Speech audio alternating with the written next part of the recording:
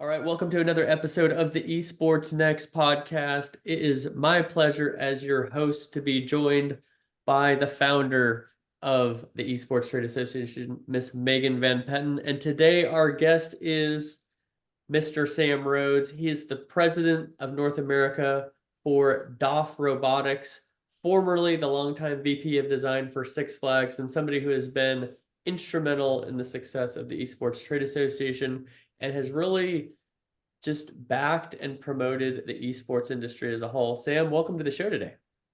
Thanks, John. It's exciting to be here. Absolutely. So I'm going to give a little bit of background of how we met. Here we go. We're going to get started. This is scary. So people may or may not know I had another podcast for a couple of years. And one day, I was just absolutely loved interviewing people like you, Sam, like you, Megan, industry leaders telling the stories of their career journeys. And, every week I'd come up with a new one. And one day I got a LinkedIn message. And it was from someone at Six Flags. And I said, who is this? And Sam Rhodes? Okay.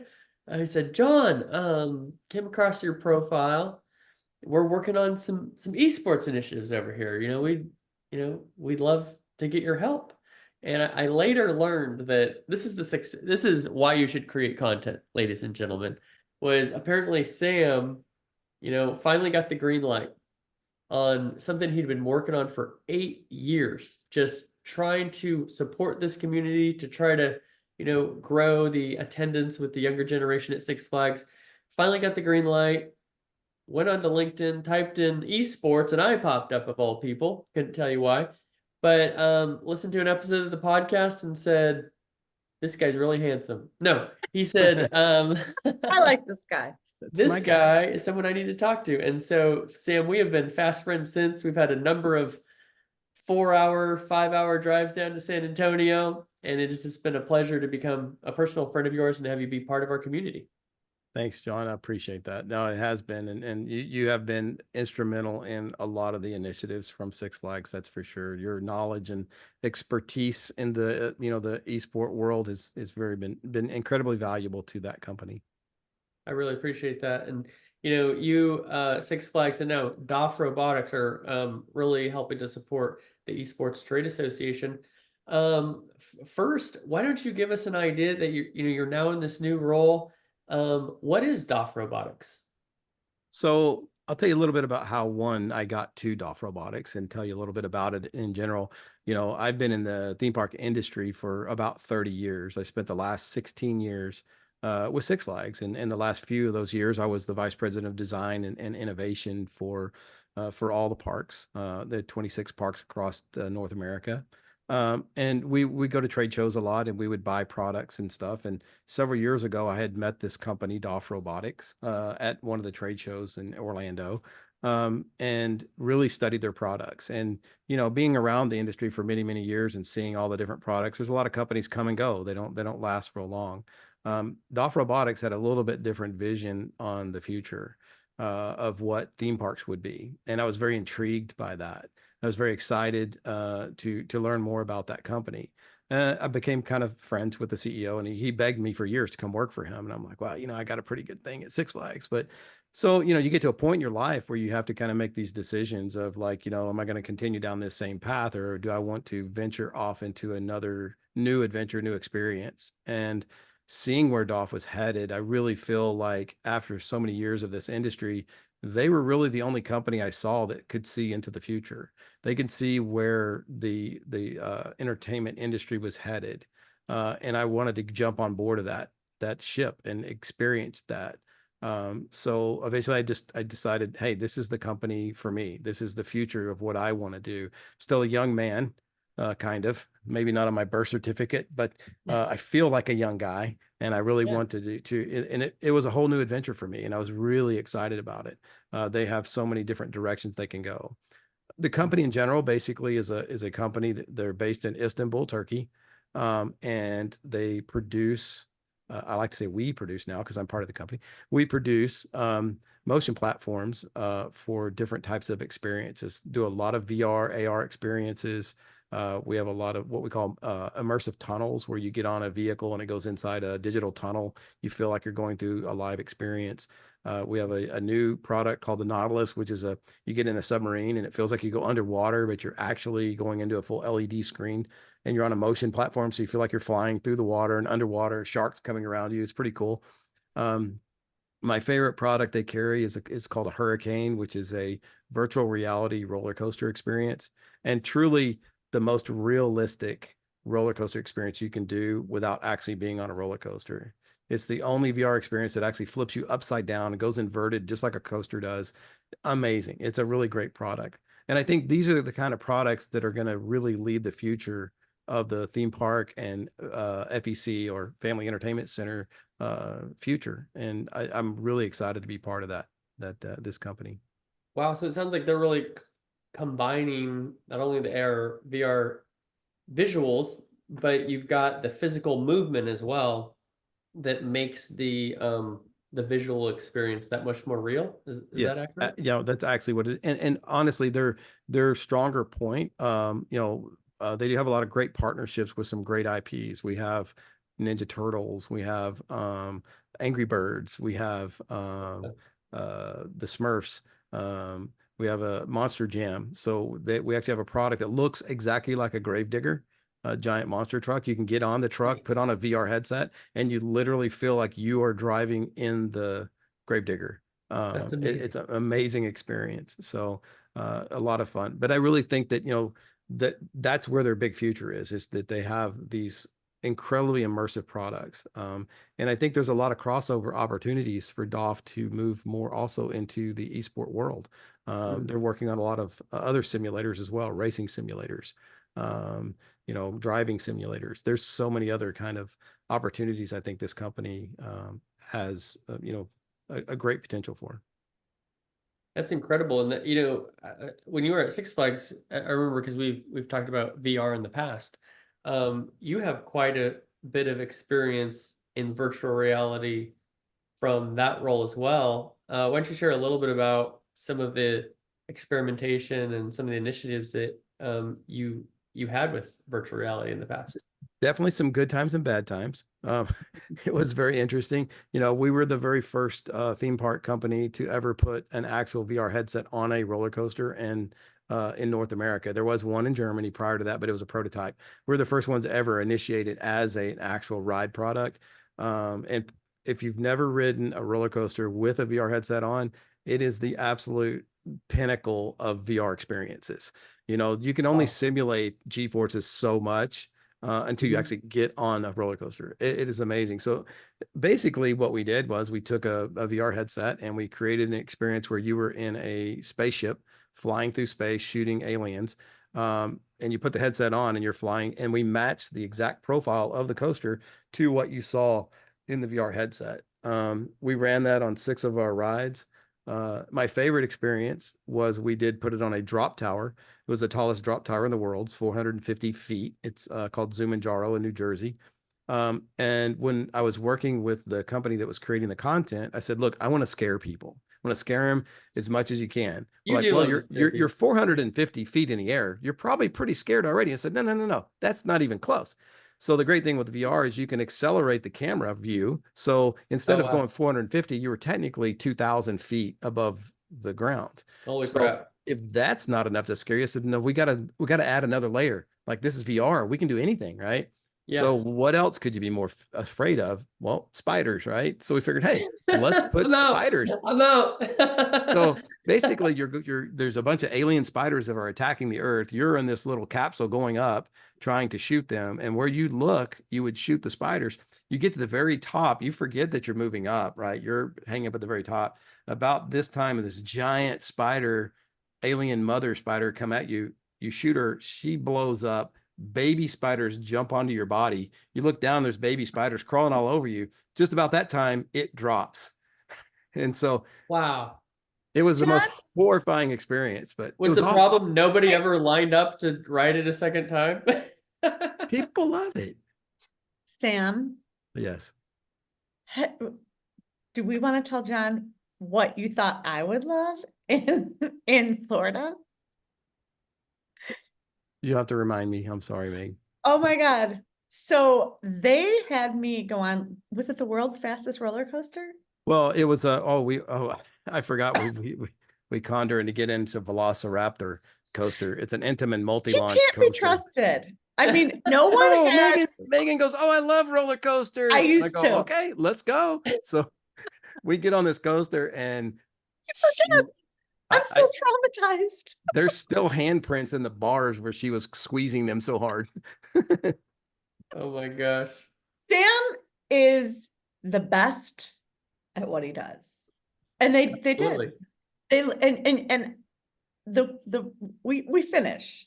And Sam says, you know, all you had to do was just let go. I felt like my seat wasn't all the way on. Well, that's what's so fun about it. Then you float out of the seat. You know, fun is a relative term, I've learned. When Sam says fun, that might be a lot different than when Megan says fun, is what I've learned. Hey, So for Megan Sam, had a great time on it. She was fun on that You're ride. still talking about it. See?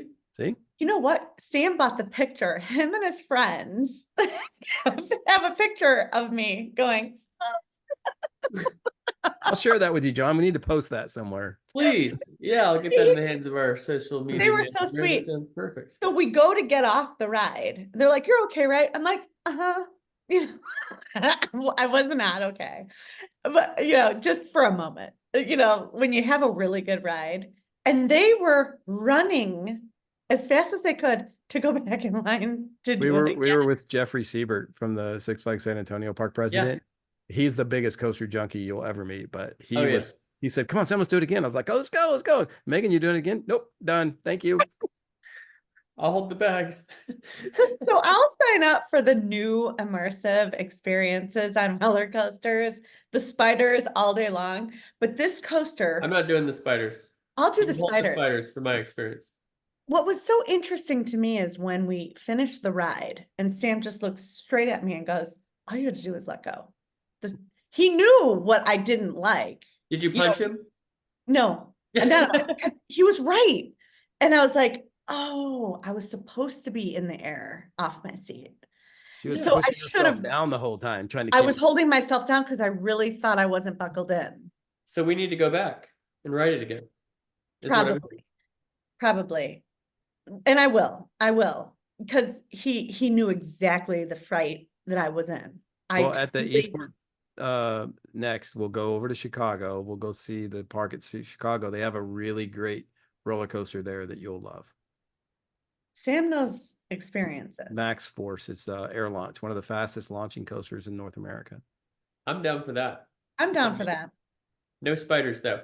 So Sam, I'm curious, not only do you have this tremendous experience and knowledge about roller coaster, but because of your personal experience with your family, you have a very amazing experience and understanding of esports and the dynamic that competitive gaming has amongst today's young people.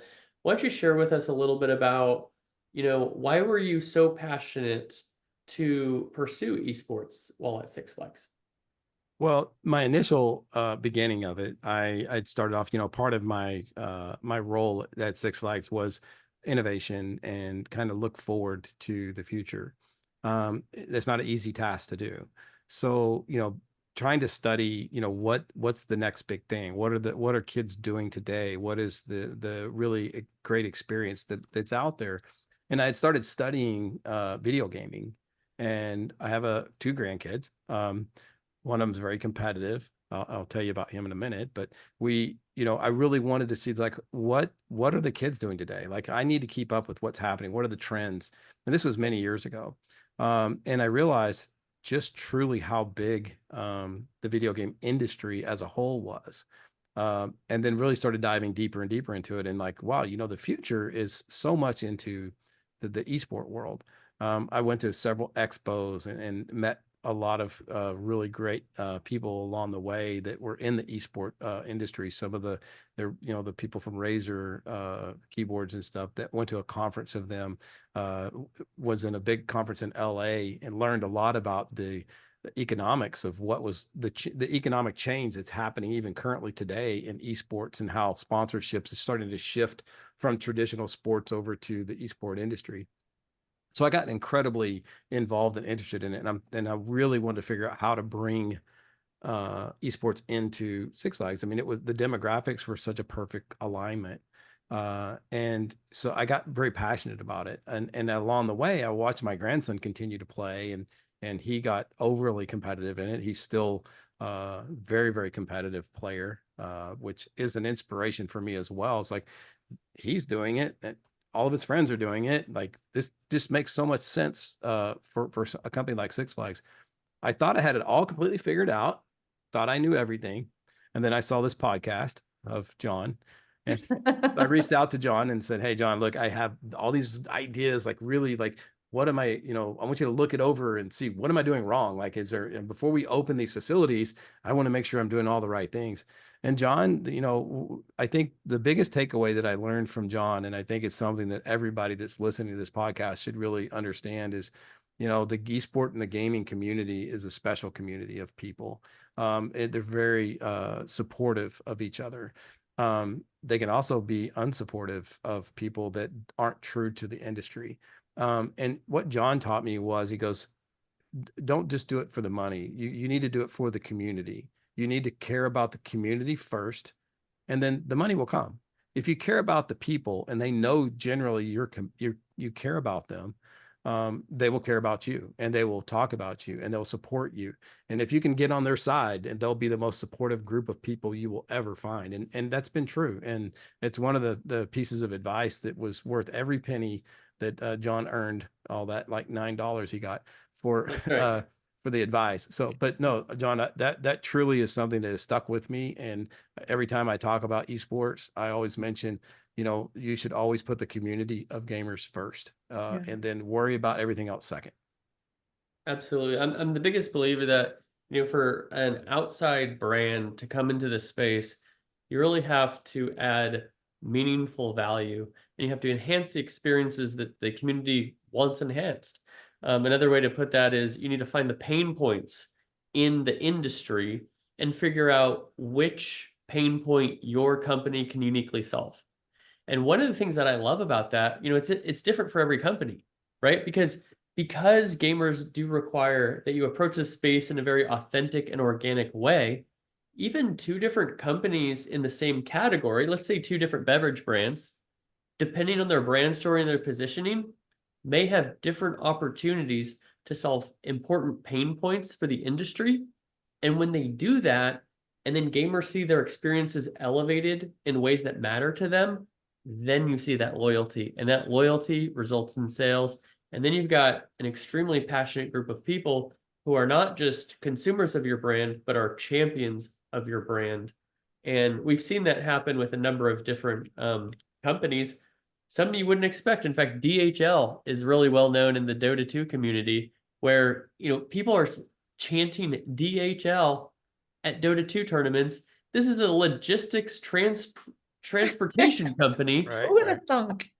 Right. But because and I won't go into their whole strategy, but because they approach the space in meaningful and impactful ways, there's gamers who have a strong loyalty towards a shipping company, of all things, and that could be true for a theme park, it could be true for an airline, a hotel chain, and Six Flags as well. I totally agree, John. And I always tell this story. It's interesting because, when we first started getting into the space, obviously other brands wanted to jump aboard with us. And we were very cautious about that because, we had to establish ourselves first at Six Flags as a real esport community supporter. And, John knows this story very well, and I won't mention any names, but we had a big offer for a large sponsorship to sponsor the E6 facility in San Antonio. And I had to turn him down. I'm like, I'm sorry, but your brand is not really endemic with esports at this moment. And I'm not an ambassador of esports yet. People don't know me. It'd be very easy. The gaming community would look at that very quickly as, oh, look, Six Flags is just, doing this so they can get sponsorship, so they can get money. And it would have been really easy to do that. But I think, and I felt in my heart that the gamers would have turned their backs on us, go, look, it's just another corporate brand trying to make money off of our community. And so we walked away from that brand. And I think it was probably one of the best things we did. Yeah. And that's a hard thing to do, because a lot of people just typically see, oh, got a company interested in give us a large sum of money. It's my revenue goal. I'm going to move forward. Yes, XYZ, but it requires a more patient, a longer term view. And I think what we will see absolutely, and other brands have seen who've been in the space for a number of years, is it is the right decision. It does absolutely pay off over time. You have some fantastic experience, Sam, in youth esports. And I've become very cognizant of the educational space, the educational aspects of esports. You don't have to give out the name of the school or anything like that, but I know that you are close with a school, and you can go into as much detail as you'd like, that uniquely uses gaming to educate kids. And I would love for you to share a little bit about how they do it, because I think it's such a unique and impactful and positive thing in education. Yeah, I'm happy to share a lot about it. I think it's a phenomenal school that my grandson goes to. The name of the school is GDDS. It's Game Development Design School. And their core focus is teaching kids how to write code in the gaming environment. They use gaming as the educational tool because kids love gaming, and kids are excited about gaming. So, the opportunity for these kids to be able to take a game and take it apart using the code and then putting it back together teaches them, they're learning coding. They don't even realize that they're learning coding because they're having fun. Yeah. And it's just a great strategy for that all of those kids. And my grandson has thrived in this environment. My grandson is a high functioning autistic kid, and attention is not his strong suit. So, but he's just infatuated with gaming and coding, and so this school has been a blessing for us as a family. And I think it's really the future for a lot of kids, the way to learn. It's a different approach to learning than just picking up a traditional school book and trying to read. These kids are doing what they're going to be doing in the real world in the future. Coders are going to become, a very needed person in the future. It's not something we can all do. I don't know how to code. It's like I can't read Chinese. Yeah. Well, I love unique schools like that are on the bleeding edge of students' greatest passion, who are, yes, I love it when I see a competitive team, a varsity team, what have you. But when you go a step further and you're actually introducing curriculum in a way that is so relevant to kids, that is directly tied to gaming, it makes me think of this quote. I just looked it up. There's actually a playground I go to with my son, and they have all these really cool quotes all around the playground. And so this one has always stuck with me. This is Mark Twain. And what he says, what work I have done because it has been play. If it had been work, I shouldn't have done it. And so, what that is really saying is, I didn't exactly what you're saying. My kid didn't know he was learning coding. He was just enjoying video games, right? And that can be true in our work as well. One of our panels at our conference this year, because we have 3 tracks: brands, for how do you figure out sponsorship and examples of what's being done well in this space; scholastic, how are educators able to embrace students' greatest passion to accomplish these academic objectives that they have; and then cities, helping cities understand how to drive positive economic impact around esports. And for that scholastic track, we have a panel that is utilizing esports in your curriculum. And Megan, I was just thinking we need to reach out to this school, because we need to, one of those people over there, maybe the principal or an administrator or a teacher, might be perfect on that panel. But it's cool, that school really is walking the walk of what we're trying to teach. Well, John, anytime, you don't live too far from me. So anytime you want to come visit, I know the principal very well. If you toured the school, you would blow your mind. It's funny. I went to visit my grandson last year when he was at the school. I walk into the school and all the kids are getting ready for classes about to start. and they're playing like AC/DC over the loudspeaker. I'm like, this is the coolest school ever. There's a whole Oh, gaming nerd. section. Like, it was crazy. Like, what kid gets to listen to that before school starts, right? And these kids are all hyped up and ready to go. They have their own esport arena that they actually have their competitions inside the school. They have a whole training lab for esports to learn esports. Wow. Then they have a whole coding class, but it's a traditional school. It's kind of like a STEM school in a way, but it just Mhm. focuses on game development and coding. And you have one grandchild that goes there, Sam? I have one that goes there, and then I have one that goes to just a public school. He's a younger one. He's in elementary. The older one's in junior high. I met both of them. Yes. Yeah. Which one do you love more? Just Well, kidding. I was just gonna say, I wouldn't have known one of them was high functioning autistic. Yeah. So I don't even know which one. You've not seen him lose a Fortnite game.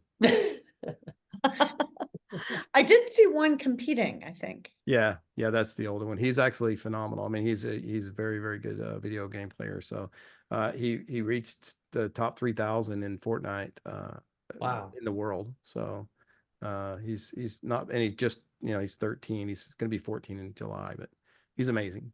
Great kid. He also plays Valorant. He's a diamond level player in Val and pro level player in Fortnite. So he plays whatever sometimes he plays 2 games at the same time. It drives me insane. It's like, I'm lucky to not die in 2 seconds. Right.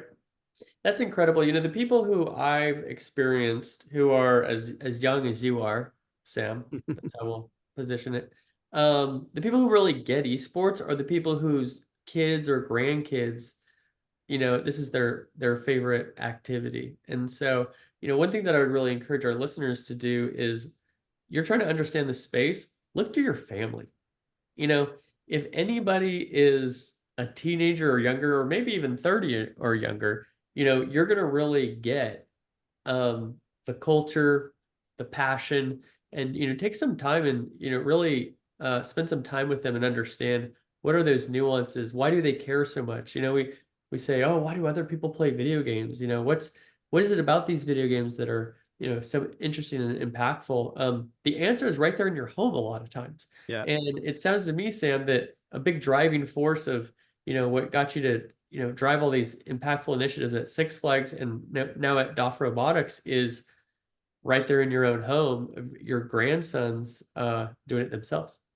Yeah, John, I love to tell this story. This is, to me, what esports is all about. My older grandson does compete quite a bit. He plays for an organization called XP League. Some people may have heard of it. It's one of the larger organizations in North America. We don't have an XP League in our town yet, maybe someday. But so he actually plays for a team in Florida. I live in Texas, and he plays with a team in Florida, and he's played with these kids for a couple of years.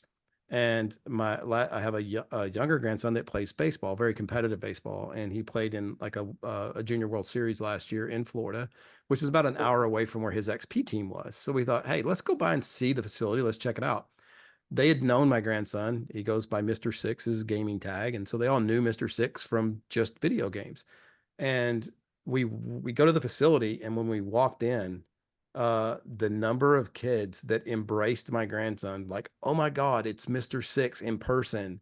And we're hugging him. I mean, he's 12 or 13 at the time, and they're hugging him. And it's like the embracement that this community did from some kid that they met online across the other side of the world. And it just was, my wife, if she starts talking about it, she'll start crying. Wow. It's very emotional to see how much connection they have. Most of his friends now are all over the United States. He plays with all kinds of kids everywhere in this organization.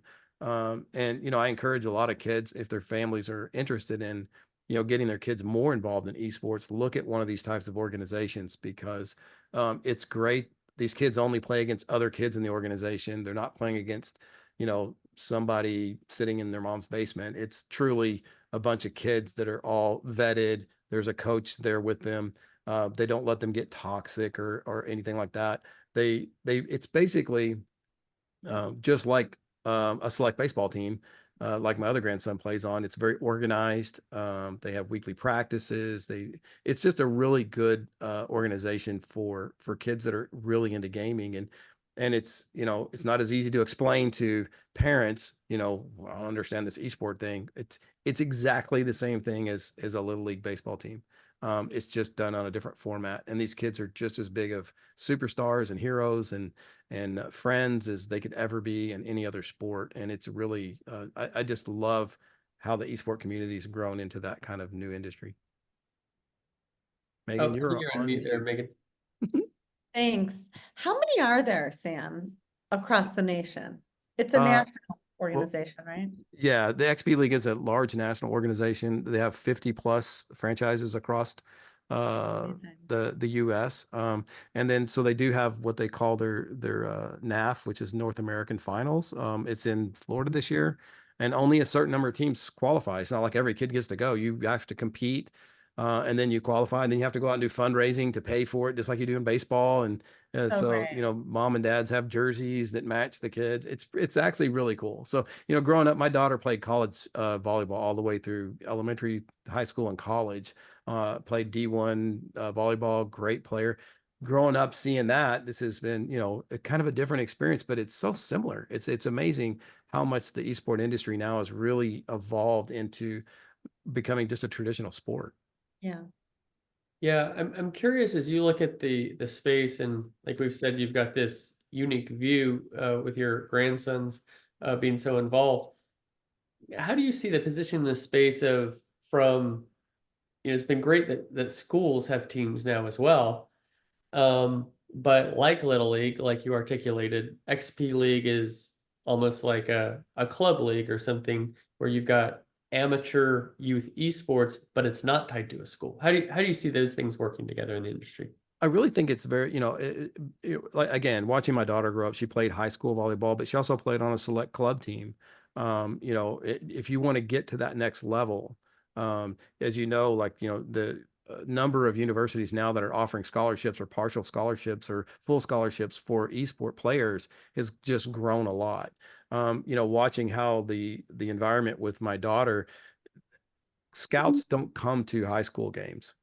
Scouts only come to the select big games, the big national Right. championships, things like that. That's where you see all the scouts walking around looking for potential college players. And I think that's what's going to happen, very similar with esports. You're going to have all these kids that are going to play on their high school teams, but they're also outside of high school. They're going to play on these club teams, and they're going to have these big national championships. And you're going to see a lot of these college scouts show up to there. So if you're looking to your kid to potentially get an opportunity to play at a university, whether getting some money or not, whether they just get a chance to go, getting to see the schools, getting to meet the coaches of the schools at these big events and stuff, it's just a great opportunity for these kids and their futures.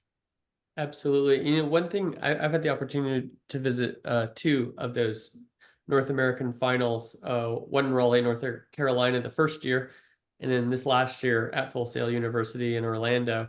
And one thing that I took away from that whole experience is really the coach-led aspect of XP League. You're getting a lot more benefits than just, oh, my kids get to compete at the highest level at their age. But when you have a coach guiding kids, similar to traditional youth sports, where Yep. someone is teaching you how to win, how to lose, camaraderie with teamwork, communication. And so what we are seeing is even more benefits than just, okay, I hope to be a highly skilled player or maybe a professional one day, but you're helping young people develop important skills that are relevant to all aspects of their lives in the future. Yes. And, for an example, one of the rules of XP League is they don't have any games that are solo players. Everything is 3 or more. They don't allow kids to play even duos, really. They do let them practice it, but in none of the competitions are less than 3 players, because they try to teach them how to work together, how to communicate, and how to be a good sportsman with with the rest of their team. So communication, especially for a lot of kids that play esports, is something they need to learn, because communication is very important in the future. Yeah, to shift gears a little bit, Sam, I wanted to ask you a question because I love your answer in this type of subject, but is talking about Esports Next. Obviously our annual conference is coming up July 7th through 9th in Chicago this year. We're really going bigger and better. We're collaborating around NASCAR with the NASCAR Chicago Street Race, which is basically an F1 version of your typical NASCAR. Of course, our title sponsor, Coca-Cola, would not be our title sponsor without the collaboration with you, as they were such a close partner with Six Flags in our relationship with our event chair, Rachel. They're also happen to be the title sponsor of eNASCAR, which is the sim racing aspect of NASCAR. And I would just love to get your feedback for people listening on the benefits of attending the Esports Next conference, as you attended last year and were such an instrumental part of that experience. It's interesting, John. Megan and I were chatting a little bit before you finally decided to join us, and so again, I've been in this in the theme park industry for years, and go to lots and lots of conferences, and I've learned a lot about at conferences. What's interesting, and what I was discussing with Megan, was the conference for the theme park industry is an old industry, and it's great. Networking is something that you can't really put a price on. I mean, the amount of people that you meet at these expos and the knowledge that you gain and all that it's incredible. Going to some of these other expos that I used to go to for the theme park industry, this industry is so old. You don't really learn a whole lot about the industry in general, because most people know the industry. They've been in it for a really long time. Where esports is such a fast growing industry, and there's so much opportunity for growth and for learning. And there's so many people that are interested in getting into this industry. Having a place like EsportsNext where you can bring all these people together, and the amount of networking I found last year was just mind blowing. I met some of the most amazing people in not industries you would actually even expect. Sometimes it would be people from a totally different industry coming in to go, well, how does my industry fit into esports? And so mixing all of these different groups of people together, I found just like such an invaluable opportunity at EsportsNext, of just the networking aspect of it. And like I was telling Megan, even like you guys are still growing in this industry, and you guys are learning more. It's such a great opportunity to get kind of in at, I wouldn't say ground level, but close to the ground level of how this industry is going to grow. And anyone attending actually has an opportunity to help guide this and help contribute to it. It's not like you're just going there listening to a bunch of people chit chat talk. You're part of the event. You're included in it, and your voice is heard, and people are listening to you, and you can get every question answered. I mean, it's absolutely literally, and I'm not just blowing smoke. This is one of my favorite events that I ever have been to. Was last year to go to you guys' event. That makes you so happy, John. I'm reading your face. Well, the coolest thing is, Sam, you were part of IAAPA, which is such a great organization. Industry, amusement.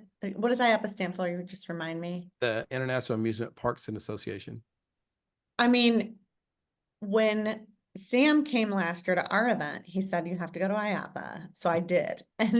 And Rachel, she kind of elbowed me. She's like, this is what you're going to be when you grow up. But it was the greatest thing to see. And Sam is definitely a futurist. He sees way ahead. Like XP League is another, even your grandson's school. And by the way, like, can we just like not skip over the fact, like, who wouldn't want Sam as their grandpa? I just have to. Sure. It's just we can't skip over that. You want to come play video games and stream in this amazing setup that I built in my house just for you? Oh, right. Between games, I'm gonna have you take a break and just ride a bunch of insane roller coasters, by the way. I hope you're mean or something. I hope you like there's some, you're like a real disciplinarian, or maybe the food there's gotta be something there. You can't, there's got to be some downside of the experience at Grandpa's house, at Grandpa Rhodes' house. So I tell my daughter all the time, it's not my job to bring them up. I brought you up, you bring them up. My job is to spoil them, let them do whatever they want. Nice. I like that.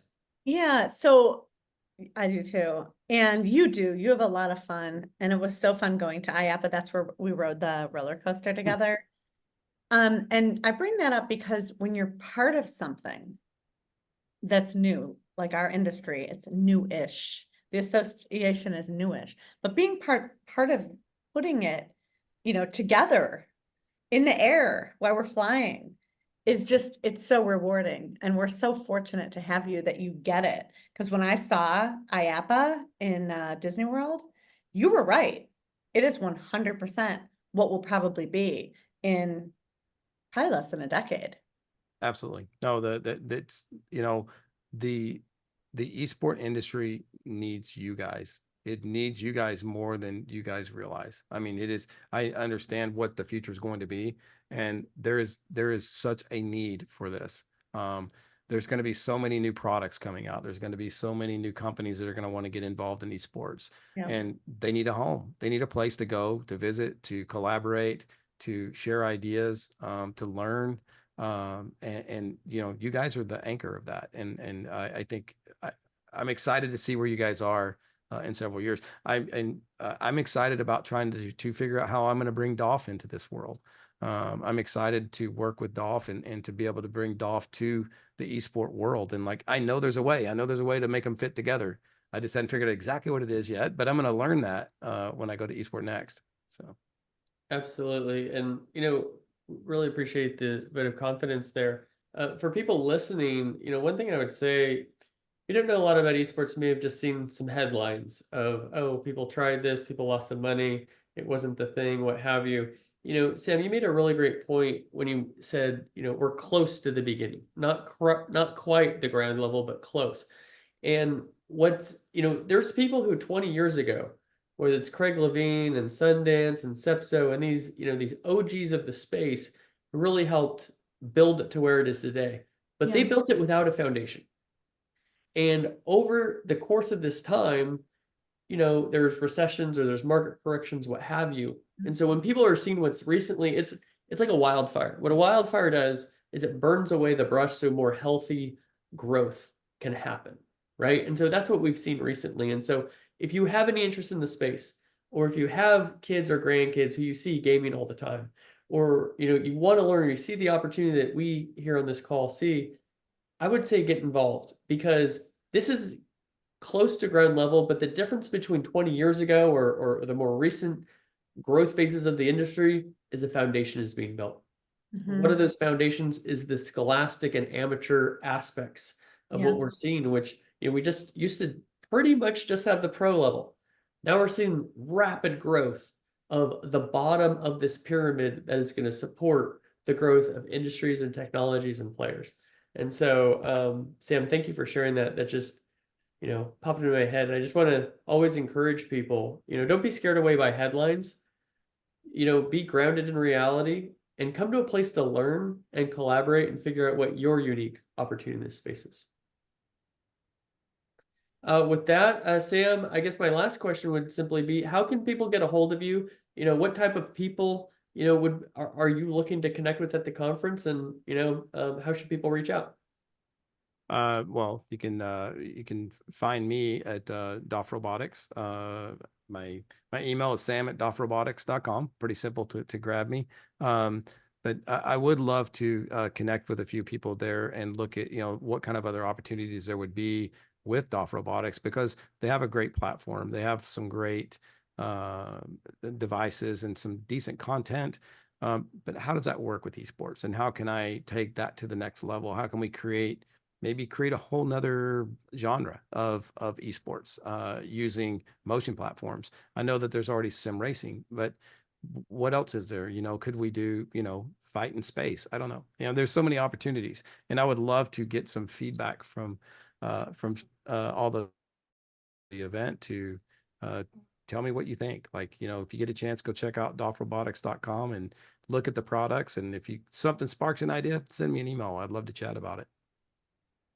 Love that. The opportunities are endless, they seem. So, Sam, we appreciate you being part of our community and also joining us on this episode. Thank you for joining us on the EsportsNext podcast. Thank you guys so much for having me. We'll see you in Chicago. Yes, see you in Chicago.